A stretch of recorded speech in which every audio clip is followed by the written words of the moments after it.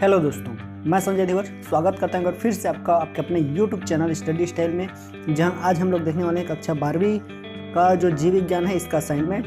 Thumbnail में आपने तो ऐसे देख ही लिया है, उसके बाद ही आप यहाँ पे आए हैं, तो मैं आपका ज़्यादा टाइम वेस्ट नहीं करूँगा, ठीक है। और हम लोग सीधे मुद्दे की बात में आते हैं और आपका जितना भी क्वेश्चंस है उन सारे क्वेश्चनों को हम लोग जो है यहाँ पे सॉल्व करने वाले हैं, ठीक है दोस्तों। तो वीडियो में लास्ट तक बन रही है और वीडियो अच्छा लगे तो अपने दोस्तों तक जरूर शेयर करिएगा और चैनल में नए हैं तो चैनल को सब्सक्राइब कर ही लीजिए, ठीक है दोस्तों।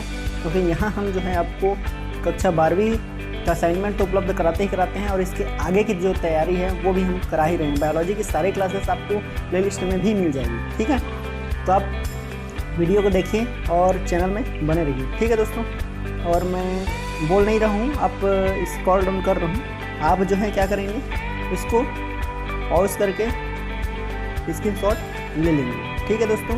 आपका क्वेश्चन नंबर 1 का सेकंड क्वेश्चन यहाँ पे आ गया है, ठीक है। फ्राई प्रोटीन्स क्या है और उस जीव का नाम बताइए जो इसे पैदा करता है। मनुष्य इस प्रोटीन को अपने फ़ायदे के लिए कैसे उपयोग करता है, ये चार सारी चीज़ें हैं। तो यहाँ आप देख पा रहे हैं कि फ्राई प्रोटीन जो है एक तरह की क्या है, विषाक्त प्रोटीन है, ठीक है, जहरीला प्रोटीन है, जिसे क्या है कई प्रकार के जीन द्वारा कोड किया जाता है। और फ्राई जीन के अंदर कई प्रकार के प्रोटीन्स उपस्थित होते हैं, ठीक है। और फ्राई प्रोटीन्स जो है बीटी बैसिलस, ठीक है, बीटी बैसिलस नामक जो जीवाणु है उसके द्वारा ये बनाया जाता है, ठीक है। मनुष्य इसका उपयोग कैसे करता है आप यहाँ पे देख पा रहे हैं, तो ये आप जो है नोट कर लेंगे, ठीक है दोस्तों। फर्स्ट कपास के उत्पादन में, मक्का के उत्पादन में, सब्जियों के उत्पादन में, चावल के उत्पादन में, ठीक है, गोल्डन चावल है। और उसके बाद खाद्य वैक्सीन के उत्पादन में भी और साबर टमाटर के उत्पादन में, ठीक है।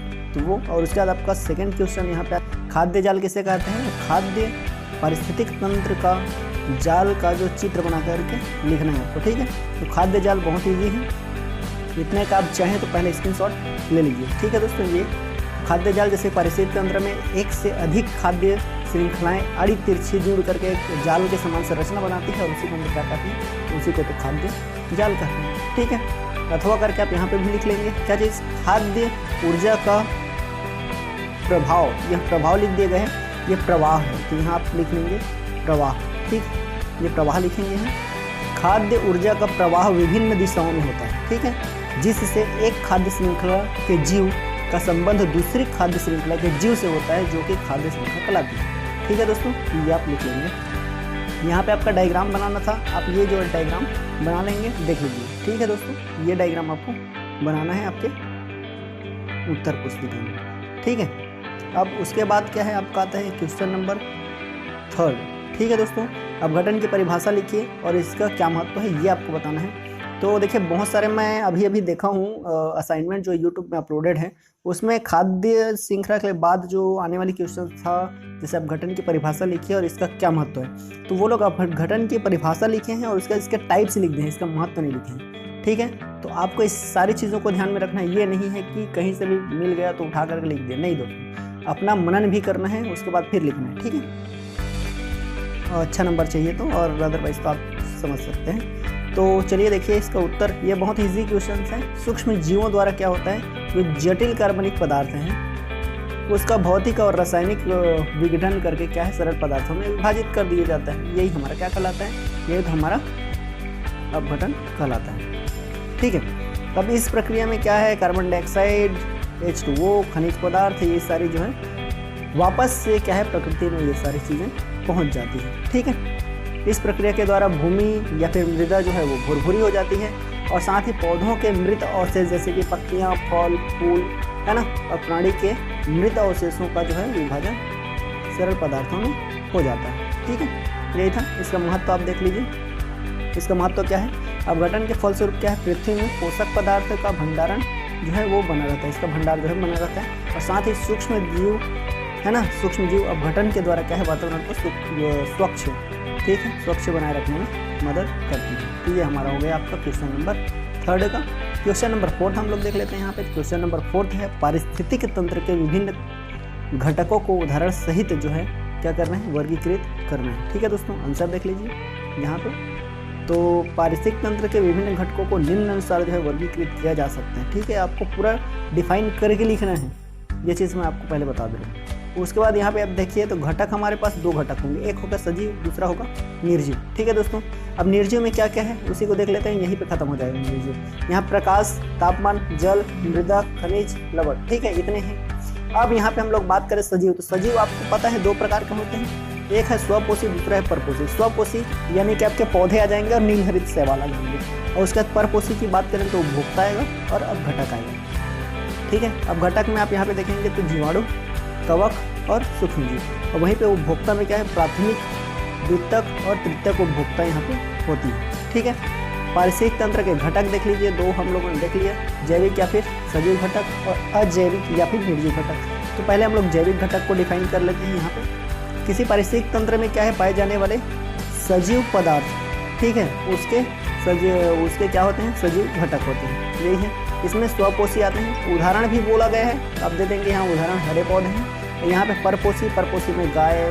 बकरी, मनुष्य आदि ये सभी को ले लेंगे। और परपोषी ही तो क्या होते हैं, यही तो हमारे उपभोक्ता होते हैं, क्या है ना, सही। तो ए हमारा हो जाएगा प्राथमिक उपभोक्ता, गाय, बकरी, खरगोश जो शाकाहारी हैं वो आ जाएंगे। द्वितीयक में जो इनको क्या करते हैं, इनको अपना उपभोग बनाते हैं, ठीक है, इनको जो खाते हैं गाय, बकरी, भैंस, खरगोश को, तो ये लोग आ जाते हैं, जैसे सांप, चील आदि ये सारी चीज़ें। तृतीयक उपभोक्ता जो सांप, चील को खा दे, जैसे शेर हो गया, चीता हो गए, ये सारी चीज़ें। और अब घटन करता यानी कि जीवाणु और कवक, यही है हमारे। ठीक है, निर्जीव घटक में हम लोग देख लेंगे यहाँ पे, तो किसी पारिस्थितिक तंत्र में पाए जाने वाले निर्जीव पदार्थ जो हैं उसके अजैविक घटक या फिर निर्जीव घटक होते हैं। इसमें आता है आपका अकार्बनिक तत्व। ठीक है, यहाँ पे आप स्क्रीनशॉट ले लीजिएगा यहाँ तक। तो जैसे कि देखें तो यहाँ पे जीवन के लिए जो है sulphur, carbon, oxygen, hydrogen, nitrogen, ये सारी चीज़ें क्या है, आवश्यक तत्व हैं।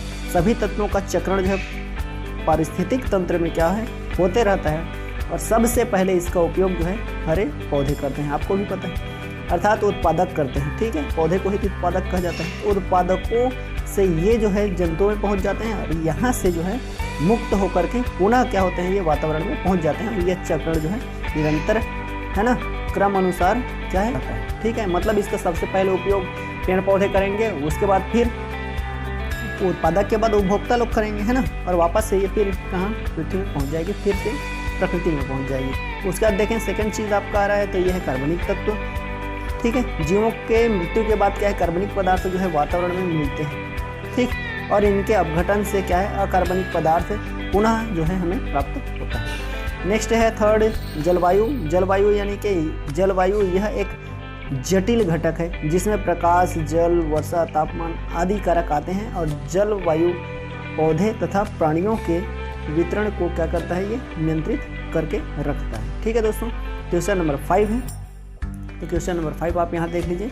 इसमें आपका 3 चीज़ लिखना है। एक पारिस्थितिक पिरामिड को परिभाषित कर रहा है, पहला काम।